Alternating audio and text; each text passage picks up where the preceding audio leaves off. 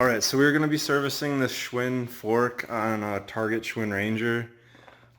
It's just the generic Schwinn fork manufactured by Zoom. They used to have SR Sun Tour forks on them. Now they just, saving money by putting these Zoom generic forks on here. So let's see if we can service it. As you can see, the bushings are completely popped out of the top, and then they're pushed all the way to the top of this, so I don't know if that's a good sign.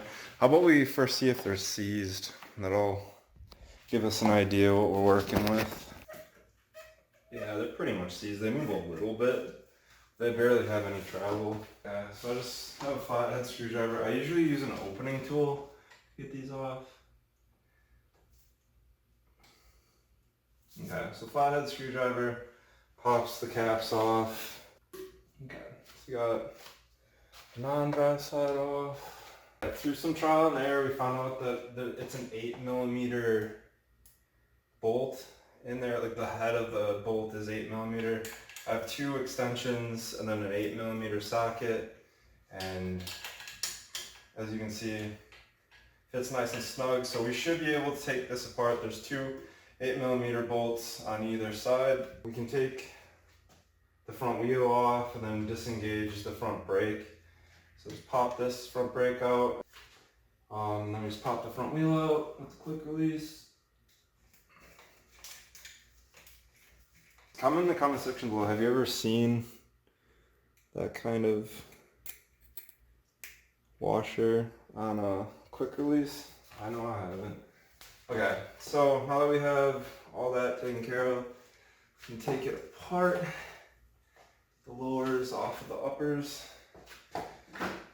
So I got socket wrench, two extensions, and the 8mm socket. And we're gonna go counterclockwise.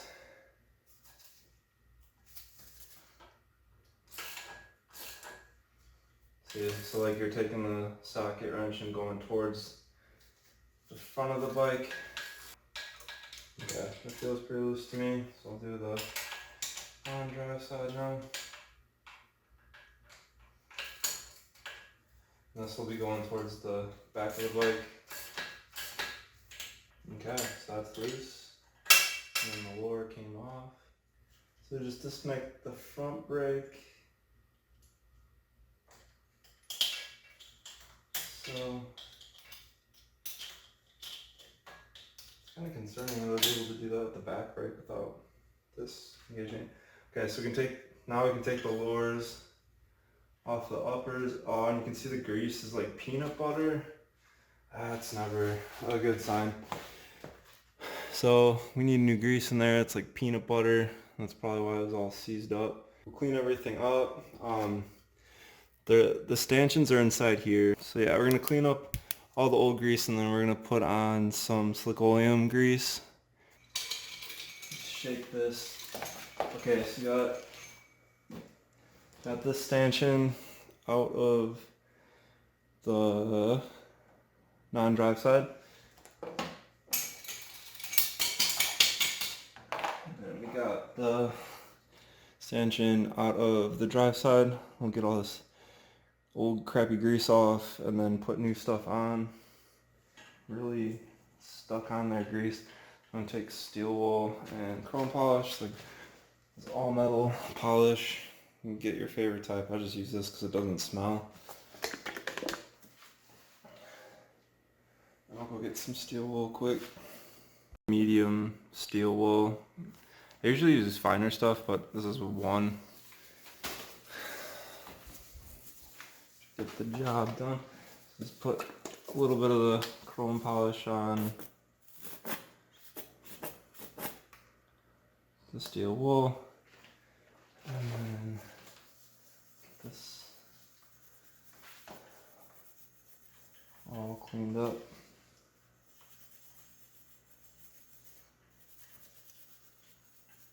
So if you have rust on the surface, make sure you clean that all off. You want this surface to be as smooth as possible. So we can just pull these bushings off now. That's all nice and smooth. So this goes on the lowers. Do the same thing on the non-drive side. You'd use like a, I don't know, an Allen wrench or something. I have this magnet. So as you can see, it's that 8mm bolt with this little elastomer on there. Very, very, very small elastomer, but it's still there nonetheless. And then I'll just do the same thing with the magnet.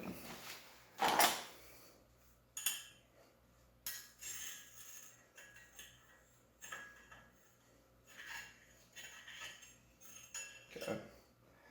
Got the dirty one out.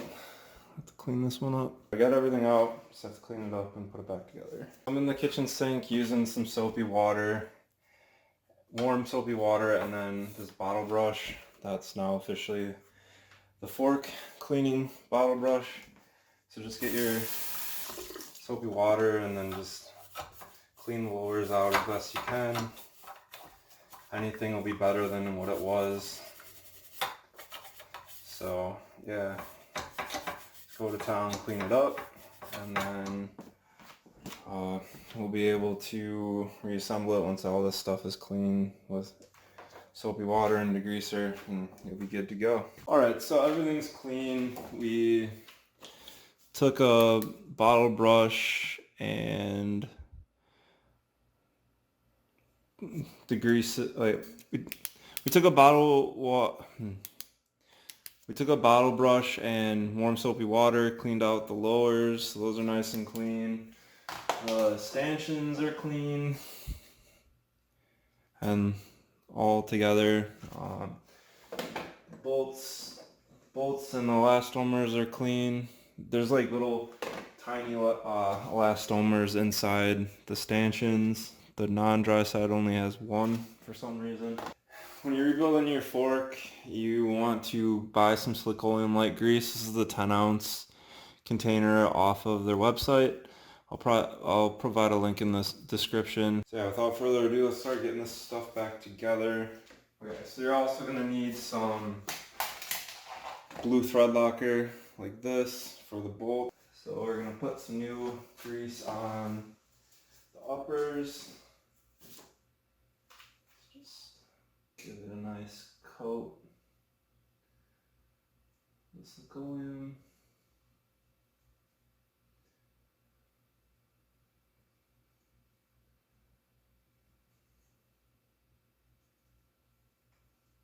Okay, so that coat on it, and then we're gonna put some Slickoleum in the lowers on these bushings. Like so. So that's nice and coated. We do the same on the other side. It's got Slickoleum on both of the bushings. And then we're gonna put these bushings on the fork again. So what excess grease that I have on me. See if we can like get these pressed back in. See if I can just do it on the ground.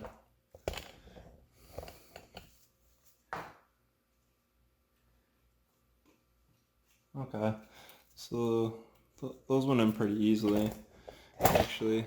So then put the other one back in like that, and then we'll put Slickoleum in these as well. So just give it a good coat of Slickoleum, like so. And then I'm gonna drop the bolts through. I'm gonna put some of the Slickoleum on these elastomers, little baby elastomers. And like a little bit on the bolt itself. So got that coated. Drop it through. Wiggle the fork a little bit and it'll drop through. Do the same thing for this one.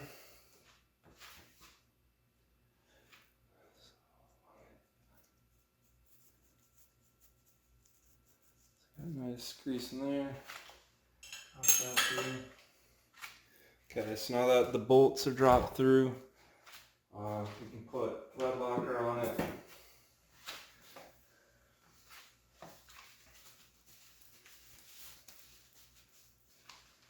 So you got the blue thread locker.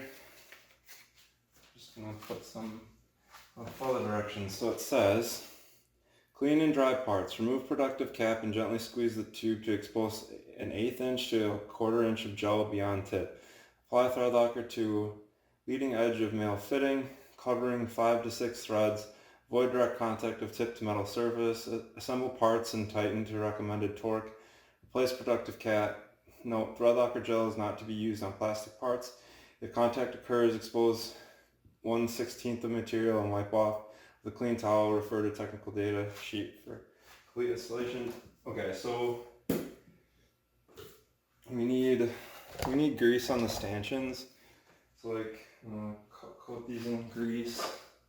If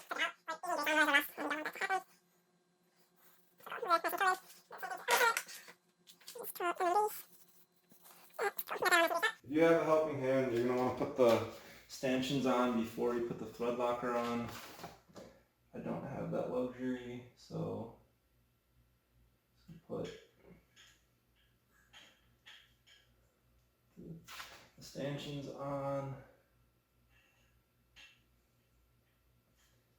Like so, and then I'm going to put the lowers on.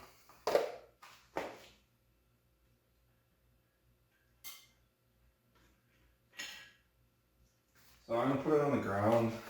Okay, so there you go. Got the lowers on. So I'm going to tighten it down a little bit with the socket wrench. And then we have to torque it down to 120 inch-pounds or 10 foot-pounds. Okay, so it's tighten it down till it gave resistance. Now we can torque it down to 120 inch-pounds or 10 foot-pounds. I couldn't find a service manual on these, so I'm just going off the RockShox Indy torque spec. So there we go. Got the 120 inch-pounds on the drive side, and then 120 inch-pounds on the 9 drive side, or 10 foot-pounds. Okay, so we serviced the fork. They're all back together, torqued to spec. Now all we have to do is put these caps on the fork. I noticed that Zoom was pointing towards the rider when I took them off. So there you go. We successfully serviced these Schwinn Zoom forks.